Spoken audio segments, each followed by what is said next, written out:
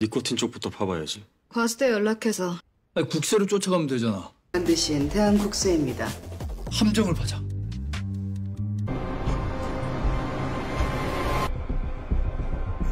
Kali ini Minit akan membahas drama Korea yang berjudul Flex X Pop episode 6. Tanpa berlama lagi, mari kita review.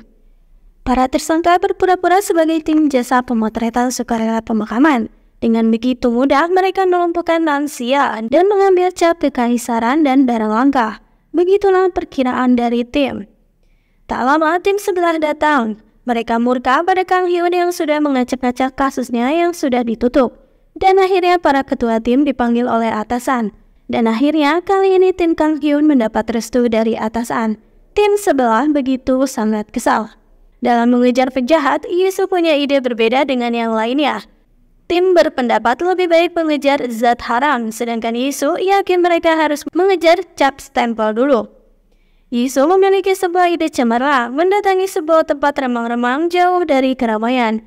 Bertemu dengan seorang pria yang katanya bisa menemukan apapun. Yisu mengatakan ia membutuhkan stempel kerajaan untuk hadiah pencalonan ayahnya. Esok harinya tim bekerja keras siang dan malam berhari-hari tak kenal lelah, namun tetap belum menemukan petunjuk, dan tim sebelah pun tampak meremehkan mereka. Hingga akhirnya Yisu mendapat kabar baik. Dengan penuh semangat, Yisu mengatakan sudah menemukan stempel kerajaan. Akan dilelang pada pukul 2 dini hari nanti dan senilai 1 miliar won. Dan akhirnya Yisu mengganggu orang-orang di bank pada tengah malam itu. Yisu menarik uang 1 miliar won di sana. Mereka lalu menyimpan alat pelacak di tas yang berisi uang-uang itu. Kang Hyun masih berbaik hati menelpon seniornya untuk operasi gabungan menangkap penjahat barang antik itu. Tapi malah tak ditanggapi oleh seniornya. Ternyata tempat lelangnya diadakan di sebuah klub. Namun pakaian Kang Hyun sangat tidak cocok. Akhirnya meminta sebuah butik untuk merubah penampilan Kang Hyun. Pak Park dan si anggota termuda bersiap di luar klub selagi Kang Hyun dan Yisu memasuki klub. Dan akhirnya waktu pun tiba. Yisu Kang Hyun mulai memasuki lift dan tempat lelangnya terlihat begitu eksklusif. Setelah memastikan barangnya ada di hadapan mereka, Yisu segera meminta Pak Park untuk membawakan uangnya. Pak Park berpura menjadi anak buah Yisu. Tim begitu tegang menunggu alat pelacak bergerak hingga klub pun tutup. Dan akhirnya alat pelacak mulai bergerak. Segera menghentikan mobil itu, namun ternyata para penjahat itu lebih pintar. Pelacaknya sudah dikeluarkan dari tas. Tim segera masuk ke tempat lelang lagi dan saat melihat CCTV, ternyata uang-uangnya diangkut melalui box minuman dan para pelaku telah menyamar sebagai tukang. Tim lalu menanyai si mbak-mbak lelang. Ia mengatakan jika jual belinya dilakukan di sebuah situs rahasia. Isinya berisi keinginan para orang kaya dan juga ia tak melihat wajah mereka karena saat datang keduanya menutupi wajah. Dan kini tim pun buntu lagi, mana mereka sudah kehilangan 1 miliar won. Tim sebelah masih saja meremehkan tim Kang Hyun. Pasti Kang Hyun mengalami kegagalan dilihat dari muka mereka yang ditekuk. Kang Hyun pun menimpali, andai saja seniornya itu mau ikut bergabung, maka mereka tak akan kehilangan penjahatnya. Yisu juga tak tinggal diam. Ia mengatakan kenapa seseorang malah menyalahkan juniornya atas kegagalannya sendiri. Senior itu malah mengatakan jika ia memang ingin Kang Hyun malu setelah gagal menangkap pelakunya. Jadi untuk apa ia membantu? Kang Hyun yang sudah kehilangan kesabaran akhirnya hanya mengatakan jika ia berhasil menangkapnya nanti, maka ia tidak sabar tindakan disipliner apa yang akan diterima seniornya itu. Senior pun kalah dan melenggang pergi. Yisu memberikan ide cemerlang lagi, yaitu untuk memasang jebakan saja dengan memanfaatkan situs gelap tadi. Mereka akan menyediakan barangnya, namun mereka butuh peran orang tua yang bisa menahan situasi apapun. Kira-kira siapakah itu? Dan pilihan Kang Hyun jatuh pada ayahnya.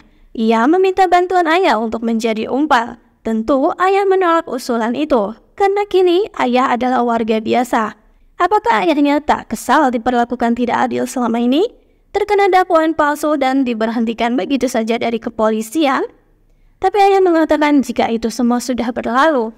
Dan akhirnya Kang Hyun pun marah pada ayah. Yesus tergesa-gesa mendatangi tempat lelang lagi. Ia diburu waktu karena atas laporan dari timnya, tempat itu kini disita oleh tim kepolisian dari kejahatan cyber. Yesus meminta mbak-mbak lelang untuk mengirim pesan pada penyedia barang jika ingin mendapatkan cap kerajaan dan akan dibayar 2 kali lipat, yaitu 2 miliar won.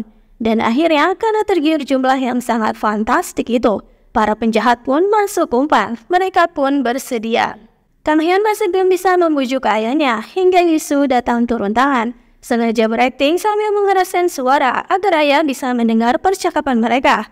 Yisu mengatakan jika para penjahat sudah mengambil umpan, dan akhirnya ayah pun bersedia. Tapi masalahnya ibu Kang Hyun bagaimana? Karena di skenario, seharusnya ayah adalah seorang kakek tua yang hidup seorang diri. Di tengah malam, Yesus mengganggu pegawai asuransi, meminta dibuatkan voucher perjalanan palsu untuk ibu Kang Hyun. Dan setelah jadi, lalu diselipkan di rumah Kang Hyun, hingga akhirnya ibu heboh sendiri. Ibu begitu senang karena mendapatkan voucher gratis. Ayah dan Kang Hyun berpura-pura antusias dengan kabar itu. Dan misi mereka pun berhasil. Setelah memastikan ibu pergi berlibur, Kang Hyun segera merubah penampilan ayahnya menjadi seorang kakek tua. Lalu memasang CCTV di berbagai sudut rumah di dalam maupun luar rumah. Dan tim pun mengintai di rumah Yesus. Yesus terlihat santai, bahkan memanggil tim catering untuk tim.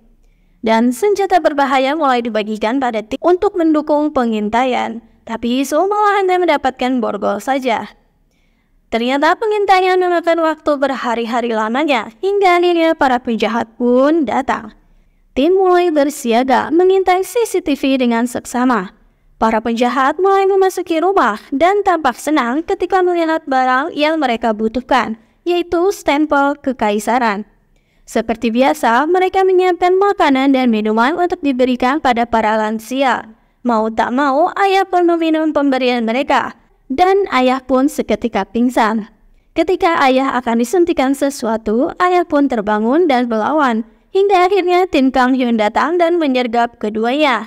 Namun ayah kini disandra. Tapi tiba-tiba Yesus datang dari arah yang tak diduga hingga akhirnya ayah berhasil membekuk para penjahat itu.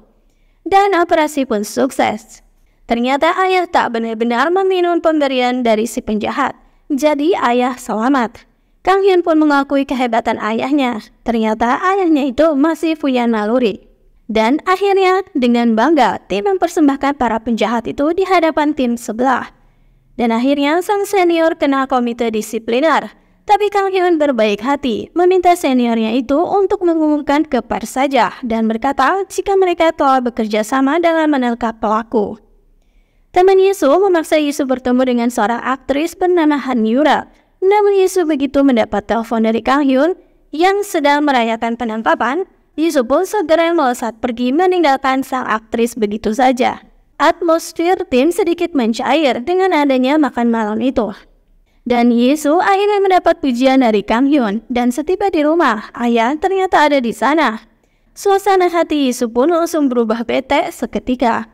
Ayah meminta Yesus untuk pindah rumah. Tentu Yesus tak bersedia. Esok harinya Yesus menggelar donasi untuk stempel kekaisaran. Ada beritanya di mana-mana. Ayah pun melihat hal itu. Ayah sedikit tersenyum melihat berita itu. Namun, senyuman malah menghilang dari bibir Seungjo. Ibu akhirnya pulang dengan ceria-ceria membawa banyak sekali oleh-oleh. Ibu lalu keheranan melihat suaminya yang kini tampak begitu bahagia. Di suatu tempat, beberapa orang sedang melihat sebuah properti, namun sungguh menakutkan. Ada orang yang telah tiada ditemukan di tempat itu. Tim pun segera mendatangi lokasi dan episode 6 pun berakhir di situ.